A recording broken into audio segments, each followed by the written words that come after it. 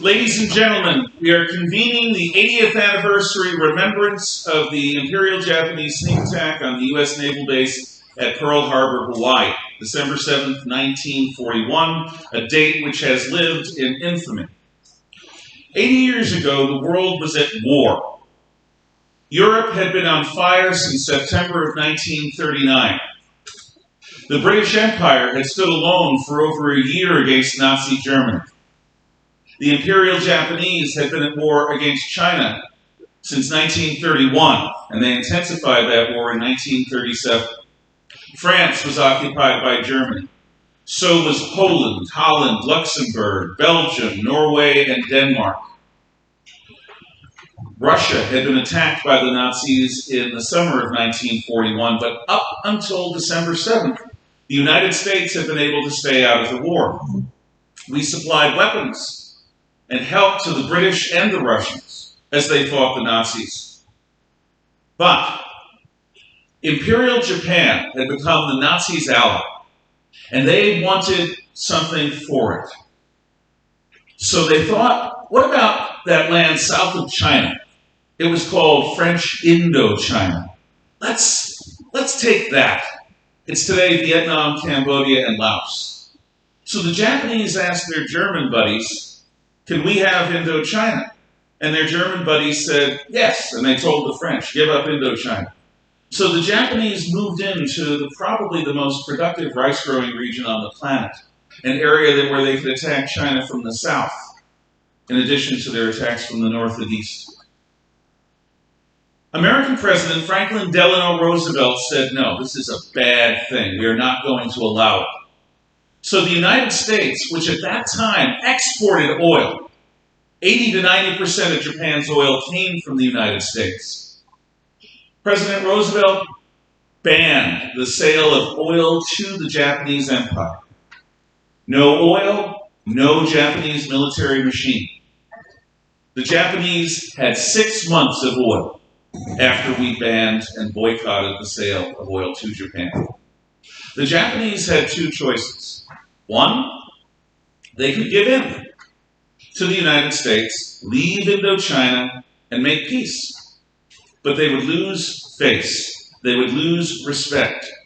Two, they could take oil from the Dutch in what is now Indonesia, and they could take Hong Kong and the American Philippines and anything else they needed, maybe even Australia. Now today, Japan would probably move for peace, but in those days, the Japanese army ran the government. On a few occasions, the Japanese army had overthrown the government, and the Japanese army was not about to lose face to some gaijin. That's us. So the decision was made to go to war. Most people expected that if war came, the attack would be in the American colony of the Philippines, off the coast of Asia. We had an army there. The Filipinos were going to get independence soon, but they had an allied army with us. We expected the attack to come in Asia. But no. The Japanese had a secret weapon. They called it Kidobutai. We called it the Japanese Aircraft Carrier Task Force. In 1941 and 1942, the Japanese had the best naval aircraft in the world, the best flyers. These were like samurai who'd been training since age 12 to be pilots in the Japanese Navy, to fly from aircraft carriers and strike. They were better than our guys by far. They were better than the British. But they didn't go after the Philippines. The U.S. Navy had been based on the West Coast in San Diego, California. But when the Japanese moved into Indochina, we decided to threaten them with our fleet, and we moved it from California to Hawaii. That made the fleet vulnerable. The Japanese decided to take advantage of that. So they came up with a plan that no one expected. Their carriers, Akagi, Kaga, Soryu, Hiryu, Shokaku, Zuikaku, 6 of the best naval air platforms in the world, were going to leave Japan in November of 1941 with no one the wiser. They would arrive north of the island of Oahu and they would strike on a Sunday morning against our peacetime Navy. At dawn, we would be caught napping. The Japanese wanted to shock us, you see. They thought, like so many enemies before us, that Americans were soft and weak and lazy. And if they hit us hard enough in the face, we would give up, walk away, and leave Asia in their hands. So the plan was to hit us hard and fast and strong. The man who came up with this plan had spent a lot of his young adult life in the United States. His name was Yamamoto. He was good at playing poker. Oddly enough, Yamamoto didn't want to go to war. Yamamoto thought that the United States would crush Japan. He thought that it was foolishness. But when the government made his decision, like a loyal soldier, he saluted, said, "Yes, sir," and made the plan. What was supposed to happen was the Japanese diplomats were supposed to give a warning to the Americans that we are going to war minutes before the attack. Remember, dawn Hawaii time is about noontime Washington, D.C. time. So a secret message was sent to the Japanese embassy in Washington, D.C. that was supposed to be delivered at a precise time, moments before the Japanese attack would occur. But the embassy wasn't expecting this. The Japanese embassy sent its translators home for the weekend. It was also marked top secret. So the Japanese ambassador, who can type about as well as I can, which isn't well, was going to decode the message himself. He was 3 hours late decoding the message. By the time he delivered the declaration of war, the attack had happened 3 hours ago.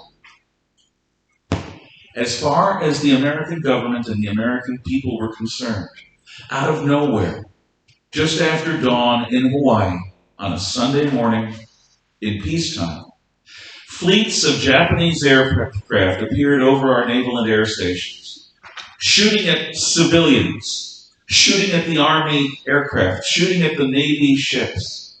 Our entire Pacific battle force, many battleships, were all sunk or damaged. In 2 air raids, the entire power of the Pacific Fleet was destroyed. The Japanese had achieved surprise. The Japanese had shocked us. The Japanese destroyed what they thought was the heart of our fleet. There were 2 bits of luck, though. The first bit of luck was they didn't attack the giant oil tanks at Pearl Harbor, so our fleet still had a gas station to pull up to. Secondly, the Japanese didn't hit our aircraft carriers. Our aircraft carriers were out of port. They didn't think that our aircraft carriers alone without battleships would be a problem. They were wrong.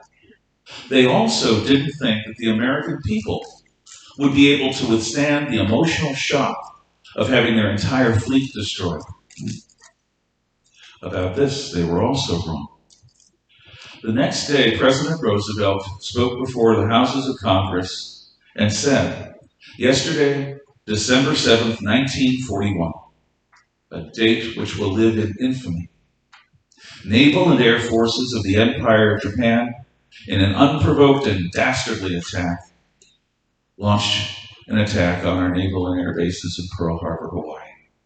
From that moment, a state of war has existed between the United States of America and the Japanese Empire."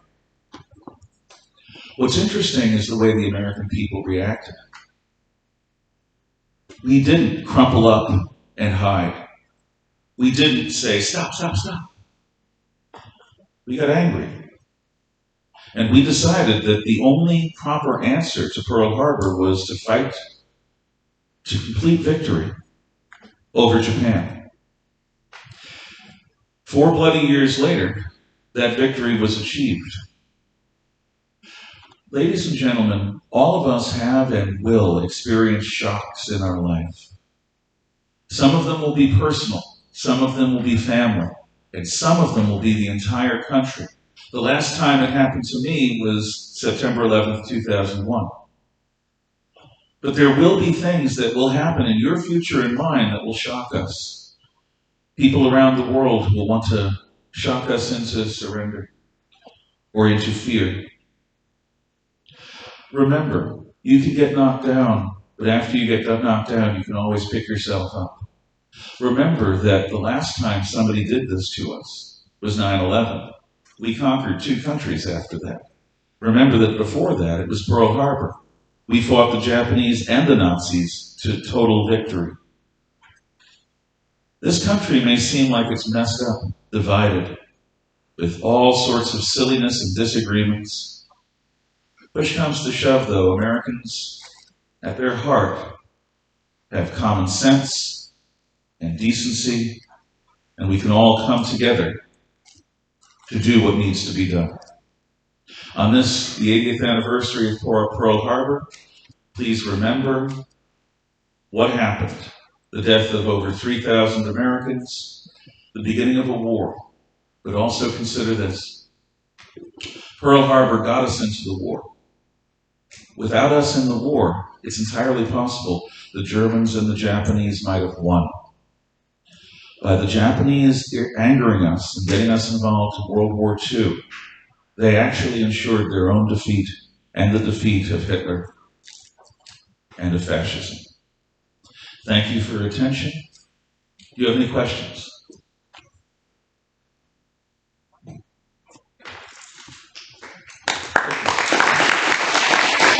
Thank you very much. You can return to your study labs. Appreciate your time.